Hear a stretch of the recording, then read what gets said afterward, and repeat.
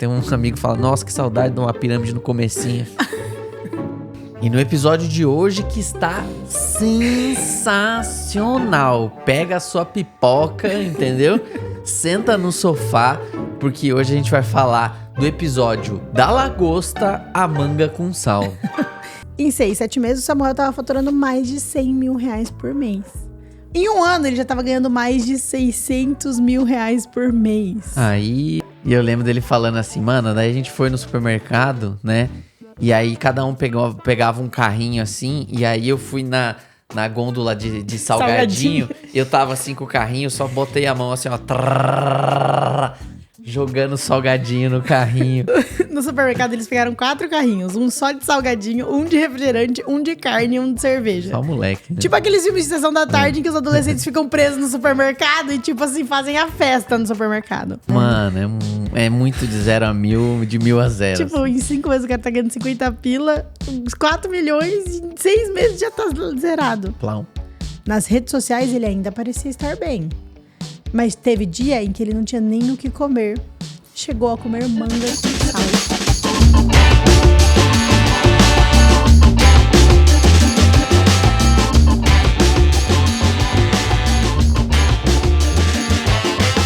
Oi, meu povo, tudo bom com vocês? Sejam bem-vindos e bem-vindas ao Boletos e Babados, aquela fofoquinha útil para enriquecer o seu dia.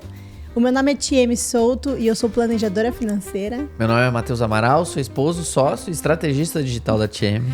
E esse podcast foi criado para compartilhar com vocês as histórias mais estranhas, engraçadas, escabrosas, perrengues financeiros que as minhas alunas e seguidoras já viveram e me mandam essas histórias. E o que a gente faria no lugar delas e que você pode fazer para evitar viver tretas como as que elas viveram. E se você quiser conhecer um pouco mais sobre o meu programa de implementação de fluência financeira, como aprender a controlar os seus cartões de crédito, fazer sobrar todos os meses, uma metodologia simples, pé no chão, para você organizar suas finanças, você pode conhecer o Money Expert, que é o meu programa de implementação de 6 semanas. E aqui abaixo, no link da descrição do vídeo, tem a lista de espera do Money Expert. Você pode clicar ali, colocar seu e-mail, se inscrever e a gente te avisa quando tiverem vagas abertas do Money Expert. E no episódio de hoje que está sensacional. Pega a sua pipoca, entendeu? Senta no sofá, porque hoje a gente vai falar do episódio da lagosta à manga com sal. Esse episódio é muito bom, gente. É uma história muito boa. Ela é tipo daquelas que você fala, não é possível. Mentira. Gente, a história que eu trouxe hoje é daquelas que valem ouro. É a jornada do Samuel. Um caso clássico de como ganhar muito dinheiro rápido, sem controle, pode levar a um tombo gigantesco. Acompanhem só a loucura que foi a vida financeira do Samuel em pouquíssimo tempo. O Samuel veio de uma família humilde, daquelas que tinham o suficiente apenas para sobreviver e olhe lá. Para vocês terem uma ideia, ele só foi provar da net na adolescência. Não, aí você vê Clássico, né? Como o menino passou vontade de tomar da net, né? A relação dele com o dinheiro era simples. O que entrava, gastava. Depois de terminar a faculdade de administração, em 2010, em 2011 ele resolveu empreender. Pegou uma rescisão trabalhista, fez um empréstimo no nome da mãe e abriu uma loja. A experiência dele com a loja foi frustrante. Ele não via a cor do dinheiro, em 4 meses a loja não se bancava e ele, pelejando para pagar as contas. Foi aí que um cliente dele convidou ele para entrar numa empresa de investimentos. Um negócio muito atraente, de ganhar dinheiro rápido. Que era, na verdade, uma pirâmide financeira. A promessa, ganhar dinheiro fácil, só fazendo anúncios. Eu sei que pirâmide é essa. Essa pirâmide aí foi grande no Brasil. Nessa época aí de 2011 mesmo. Ela tinha, assim, o que são pirâmides financeiras? São golpes, né? Disfarçados de investimento, de negócios. De negócios, onde geralmente você não tem que fazer nada ou tem que fazer um negócio... Mequetrefe. No caso dessa empresa, ela falava que ela fazia publicidade. E aí você tinha que copiar o texto e colar em outro lugar onde as... Tipo, nos sites. Era uma época que, sei lá, o KD tava bombando. Era meio do Orkut, assim. Sabe? Copia e cola. E aí, enfim, pra ninguém ver. E aí, todo dia, né, você tinha que fazer aquilo. De alguma forma, você sentia que você tava fazendo alguma coisa. E isso dava um retorno financeiro muito interessante, né? E aí tinha um sistema de indicação, quanto mais pessoas você traz, e aí as pessoas, para poder fazer parte do negócio, tinham que fazer um investimento inicial. Vamos explicar o que é uma pirâmide? O que é uma pirâmide Basicamente, vamos fazer assim, ó, deixa eu fazer um desenho aqui. Vamos ver se a gente consegue, gente, porque a gente tá tentando fazer uma adaptação aqui dos desenhos. Botar pra gravar, né? Vou botar. O que é pirâmide financeira? Pirâmide financeira, basicamente, gente, é assim, ó. O que era o modelo desse negócio? Era um negócio de anúncio. Então, eles falavam assim, você vai vir, você vai se cadastrar, você faz um cadastro. Deixa eu colocar aqui. Vamos lá, você faz um... Ixi, meu filho, vamos, meu filho. Você faz um cadastro na empresa. Paga, sei lá, R$1.500. E você paga isso. E você paga, certo? Pra acessar a plataforma. Pra acessar a plataforma, exato. E aí, você ganha um dinheiro recorrente ali todo mês, porque você tá sendo meio que pago pra fazer anúncio. Então, você recebe lá, sei lá, ele recebia... Sei lá, R$500. R$500 por mês pra poder fazer essa função. Aí a pessoa já faz a conta. Pô, se eu investir R$1.500 e eu recebo R$500 por mês pra fazer o anúncio, se eu só fizer o anúncio... em 3 meses eu recupero o investimento e aí eu começo já a fazer um dinheirinho. Só que aí eles falam assim, mas se você trouxer um amigo que vai pagar esses R$1.500 pra entrar, você ganha R$200 pela indicação dele. Então aí você começa a ganhar... Olha ele sofrido aqui. Pela indicação. Então você vai lá e vai ganhar, sei lá, R$200 por indicar. Porque meio que é mais gente fazendo anúncio.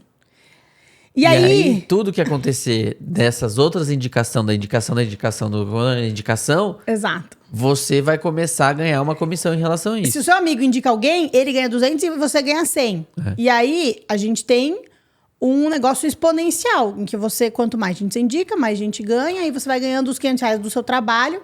E aí, então, assim, existe uma narrativa como plano de fundo para justificar de onde vem esse dinheiro. Existem empresas sérias de vendas diretas e marketing multinível, por exemplo, a Rinode, a Natura, a Avon, que são empresas que têm produtos... A Herbalife, a Mary Kay, que são empresas com produtos reais, que usam de uma estratégia de marketing multinível, né? Uma equipe de vendas... para que chegue um produto na casa das pessoas. Mas existe de fato um trabalho e existe de fato um produto. O produto tem valor por si só, né? O perfume da Natura da Avon, você vai lá, passa, fica feliz, comprou o perfume, tá top. A Natura não é multinível. Na Natura não, mas a Avon, por exemplo, no Brasil não é multinível, mas lá fora é. Isso. Perfeito. Agora, no caso dessa empresa sacana... Você tá sendo pago para fazer um negócio que era copiar, colar, que ninguém tava assistindo. Tipo assim, ninguém vê. Você simplesmente faz uma atividade de mentira, né? Sempre existe uma boa narrativa, né? A primeira pirâmide é a do boi gordo, né? Então, você, teoricamente, investia em bois... Eles engordavam esse boi, eles vendiam esse boi e você ganhava o retorno do boi. Só que você nunca viu boi nenhum. Tinha um outro também chamado Avestruz Master, que era a mesma coisa com avestruz, carne de avestruz, sei lá. Hoje, assim, a criatividade... Existe hoje pirâmide de Forex. É sempre um negócio que você não entende muito. Fazendo... Alguém está cuidando de toda a operação logística para você e você só é o investidor que está recebendo por aquilo. Então, você não bota a mão na massa. Então, você meio que está empreendendo sem ter que fazer nada.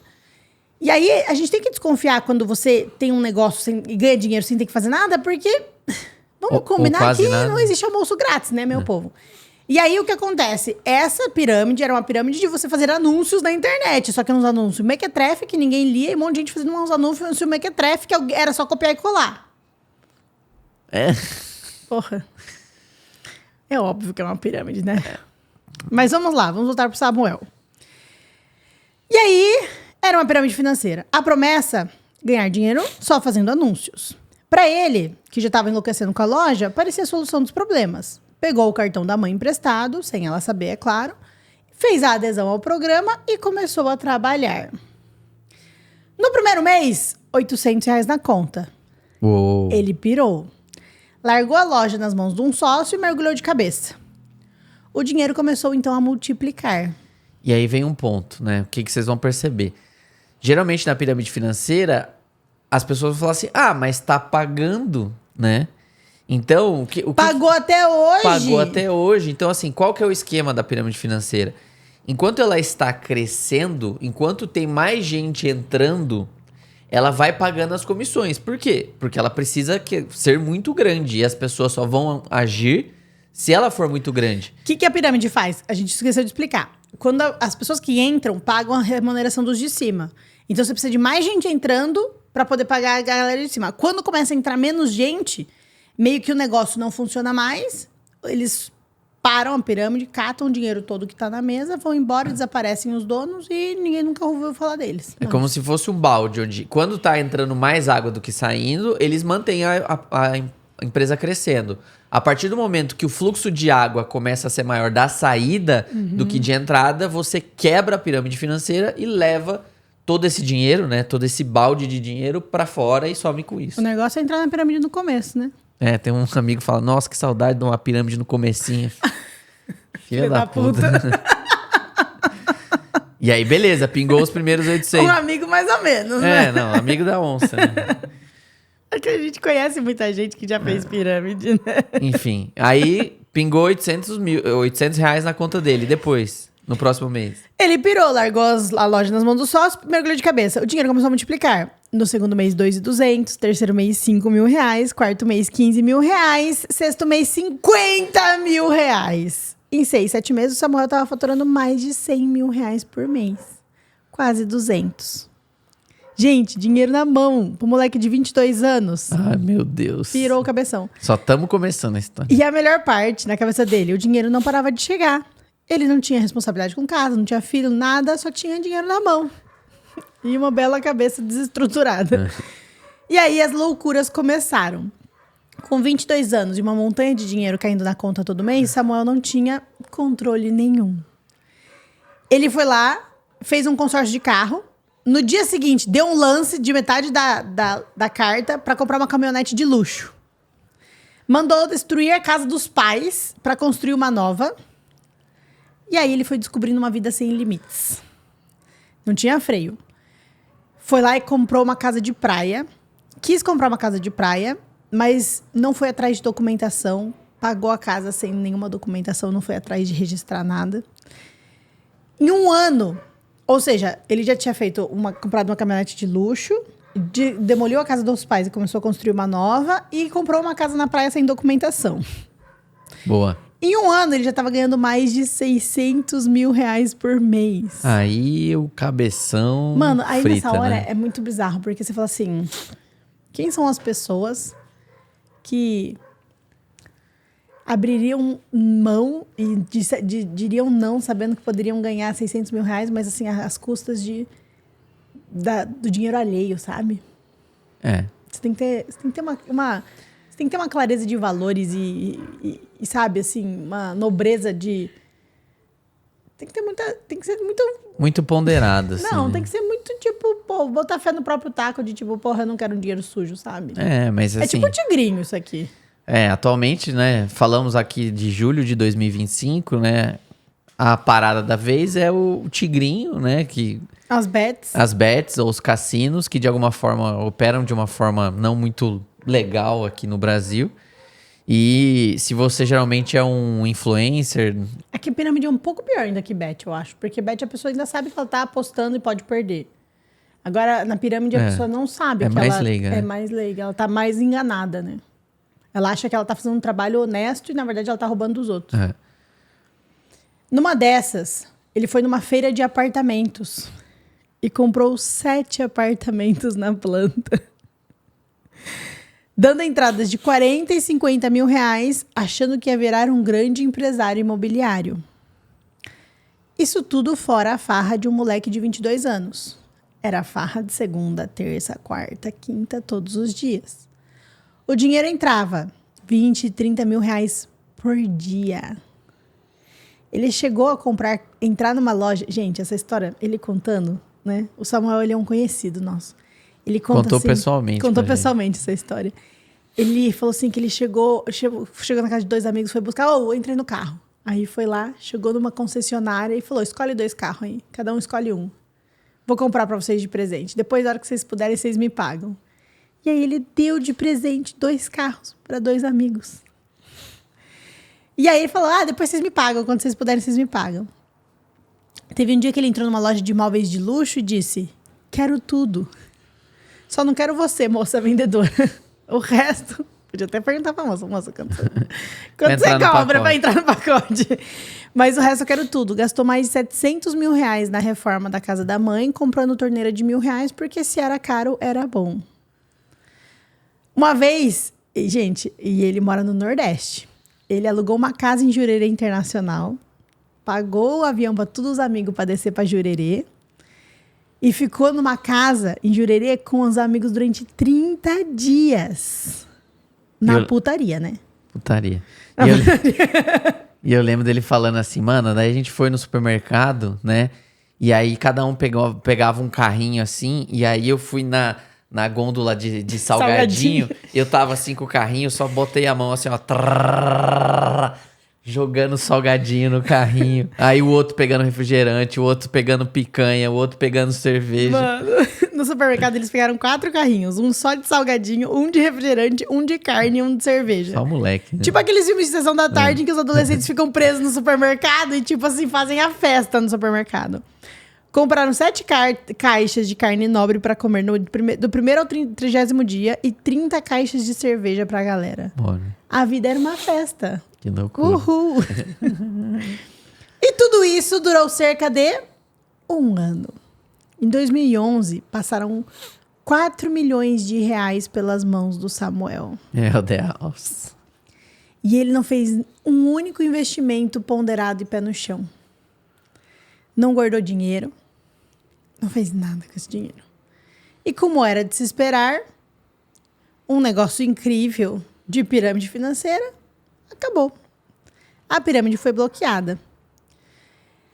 No início, já vamos assim, gente, na época que ele fez isso, ele não sabia que era pirâmide. Ou ele talvez fingia pra consciência que não sabia. Assim, eu acho que tem realmente pessoas mau caráter que sabem que é uma pirâmide, ele como funciona. Bem ingênuo, né? Mas assim, puta, moleque de 22 anos que não entende de negócio, foi lá, fez o que falaram que tinha que fazer, seguiu o protocolo e ganhou dinheiro e tá tudo certo, porque era isso também que prometiam, que ele ia ganhar dinheiro, sabe? Então, ele eu acho sabia que não teve má fé nisso, assim. Tem gente que é profissional e realmente sacana e sabe que lá na frente vai bloquear, mas no caso dele, não, né? No início, ele ainda acreditava que o dinheiro ia voltar e que a empresa ia desbloquear. Então, ele manteve o padrão de vida. Porque nunca também... A empresa nunca sumida, né? Porque daí as pessoas vão atrás. Então sempre tem uma narrativa do tipo, não querem que a gente opere porque a gente tá mudando a vida de muitas pessoas e isso tá revolucionando o Brasil. E aí tem uma tributação, aí tem um bloqueio, mas a gente já vai resolver. Porque os nossos concorrentes não querem que a gente opere e aí estamos vendo na justiça, enquanto isso os caras estão ganhando tempo, né? A gente vai pagar dia tal, então até dia tal vai desbloquear, e daí não desbloqueia. Não desbloqueia.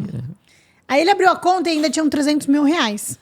Aí, ainda achando que o dinheiro nunca acabava, ele continuou gastando. Mas as parcelas dos 7 apartamentos, que somavam 25 mil reais por mês, começaram a chegar. Os corretores de imóveis que, estavam bajulando ele, sumiram. Ele tentou pagar as contas por alguns meses, mas depois de atrasar, não deu conta das parcelas. Os 7 apartamentos entraram em execução e ele perdeu todos os 7 apartamentos e tudo que tinha pago até então. Todos os apartamentos foram para leilão e ele perdeu todo o dinheiro da entrada. O carro do consórcio também entrou em busca e apreensão. Também foi para o saco. Coitado do Samuel. A casa da praia também foi para o saco. Ele fala assim que a única coisa que ele conseguiu construir e manter foi a casa dos pais. Que ele foi lá e comprou. Que ele o terreno já era da mãe, ele demoliu e construiu a casa, só que a casa ficou para a mãe, né? O dinheiro sumiu tão rápido que ele teve que parar a reforma da casa da praia, a construção das 8 casas que ele também tinha comprado para investir. Perdeu tudo, né? Começou a faltar dinheiro pro básico. Comida e combustível. Fez empréstimos. Estourou os cartões de crédito. Em meados de 2012, mano, do céu ao inferno muito rápido, né? Mano, é muito de 0 a 1000, de 1000 a 0. Tipo, assim. Em 5 meses o cara tá ganhando 50 pila, uns 4 milhões, em 6 meses já tá zerado. Plau. Em meados de 2012, o Samuel tava lascado de novo. Aliás, estava muito pior do que quando não comia da net.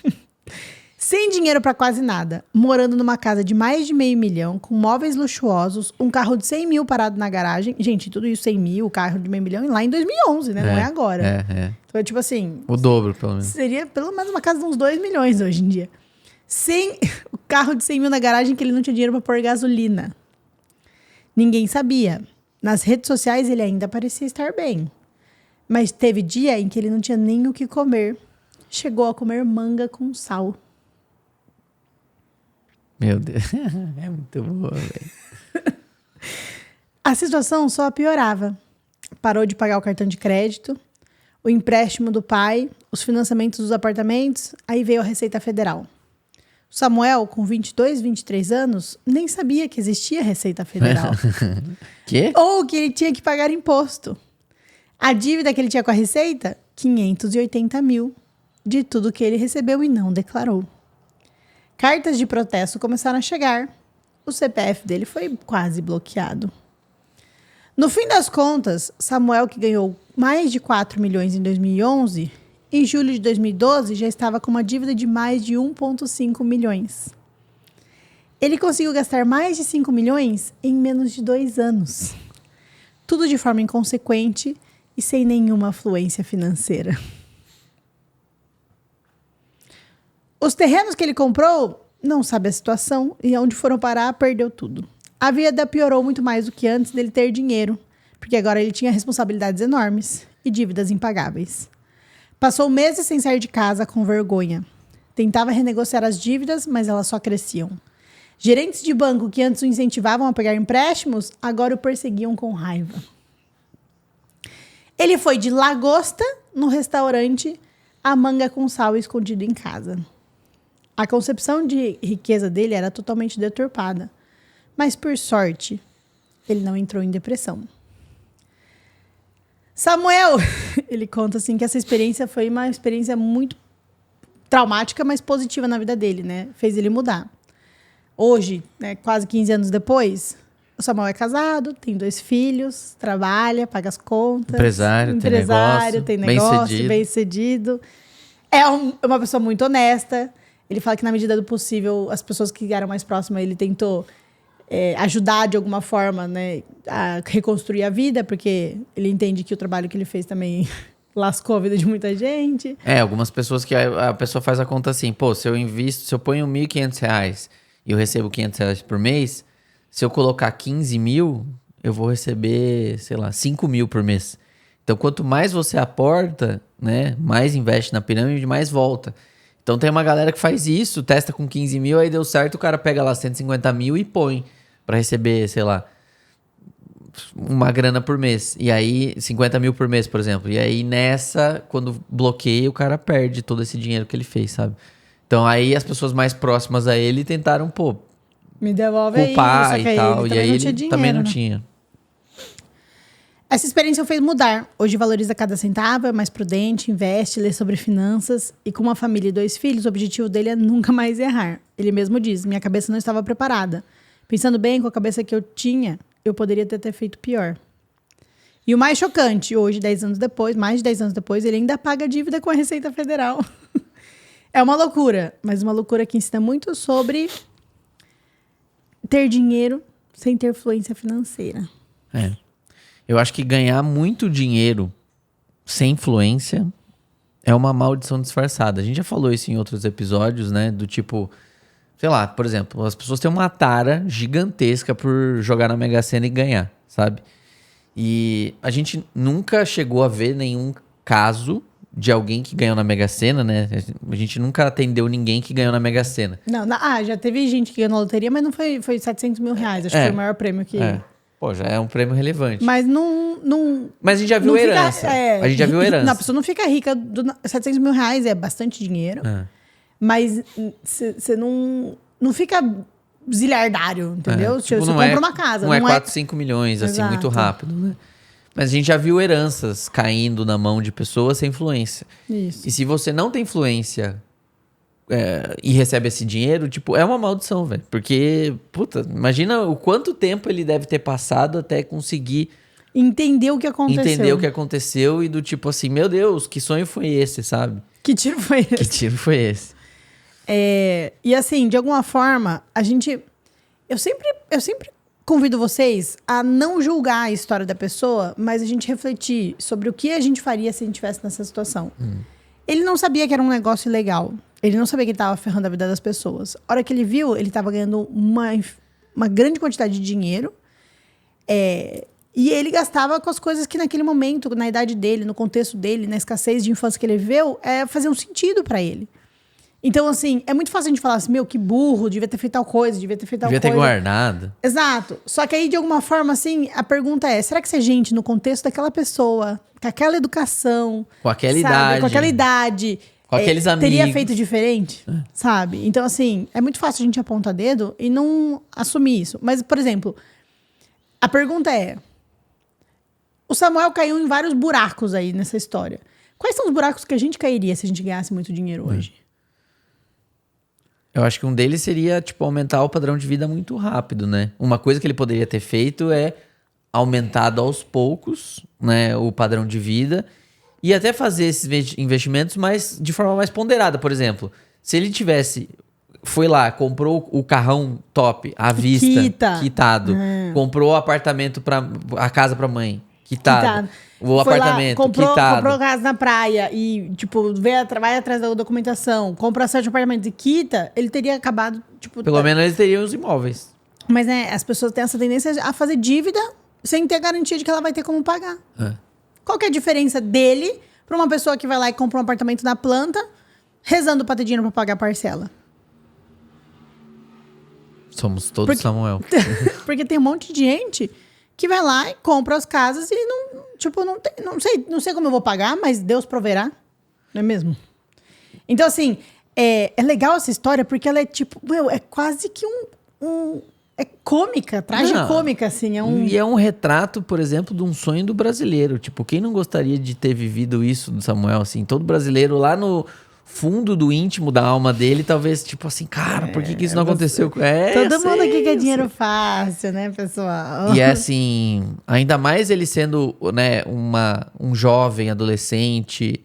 Adolescente não, 22 anos não é mais adolescente. Recém-adulto ali, mas assim, com uma formação, tipo, baixa e vindo de uma família muito simples, né?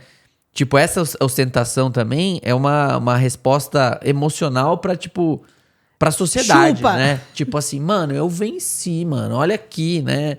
Olha a favela onde chegou e, tipo, o carro e tal.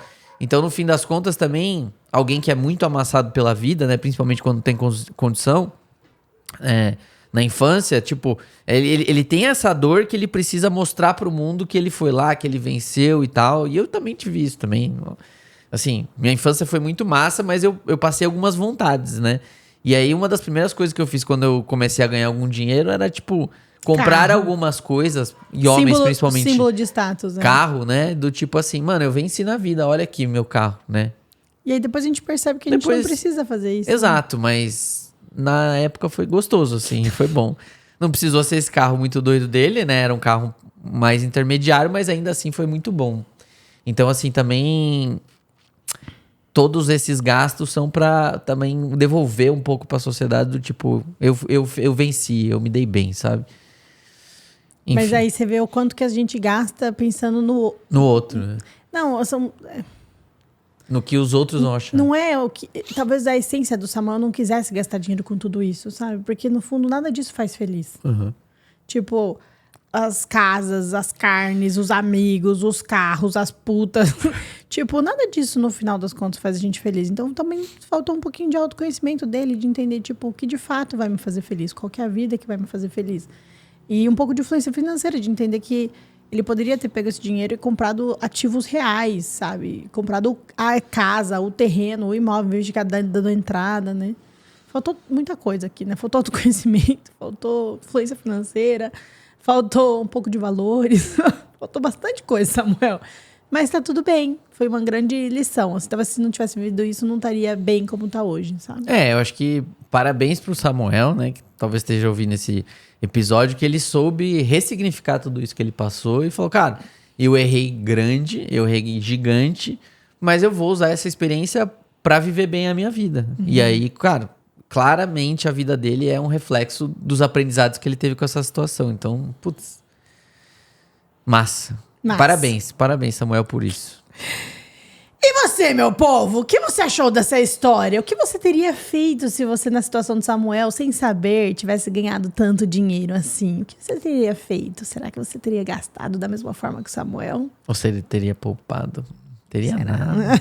Não teria. Se você quiser conhecer um pouco mais sobre o Money Expert, meu programa de influência financeira, você pode clicar aqui no link da descrição do vídeo, tem a lista de espera, a gente vai te mandar mais informações quando abrirem as vagas do Money Expert, para que um dia, quando vier um dinheiro imprevisto, um grande montante de dinheiro, você saber administrar esse dinheiro. E se você tem histórias também de perrengue financeiro, né? Envie o seu caso pra gente. histórias@boletosibabados.com. Nesse e-mail aqui, você pode mandar a tua história, né? E a gente vai tirar as informações mais sigilosas, por exemplo, né? O Samuel não chama Samuel. A gente faz isso pra te proteger.